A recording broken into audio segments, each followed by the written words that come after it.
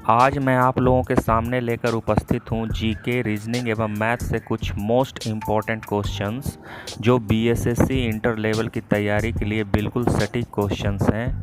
तो चलिए पहले प्रश्न को सोल्व करते हैं। पहला प्रश्न है कि यूनेस्को का मुख्यालय कहाँ स्थित है? तो इसका सही उत्तर है पेरिस में।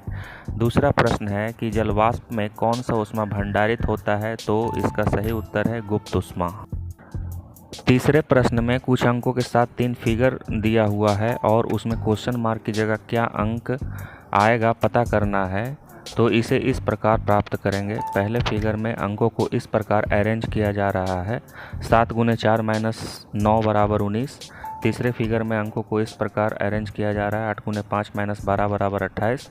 इसी तरह दूसरे फिगर में भी अंकों को अरेंज किया जाएगा, 9 × 3 - 6 = 21। तो इसका सही उत्तर 21 आएगा। चौथा प्रश्न है कि राम बिंदु ए से चलना आरंभ करता है और उत्तर दिशा में 6 किलोमीटर चलता है, उसके बाद बाएं मुड़ता है और 8 किलोमीटर चलता है, उसके बाद फिर बाएं मुड़ता है और 12 किलोमीटर चलता है और बिंदु बी तक पहुंचता है। अंत में राम की दिशा कौन सी है? तो इसको बनाने से पहले दाहिने साइड में जो फिगर दिया हुआ है उसे देख लीजिए। इसमें ऊपर की साइड जो है उत्तर है, नीचे की साइड जो है दक्षिण है और बाएं साइड जो है पश्चिम है और दाहिने साइड जो है पूरब है। तो पहले है कि राम बिंदु ए से चलना आरंभ करता है और उत्तर दिशा में 6 किलोमीटर चलता है, यानी कि ऊपर की ओर 6 किलोमीटर चलता है। उसके बाद बाएं मुड़ता है और 8 किलोमीटर चलता है। उसके बाद फिर जो है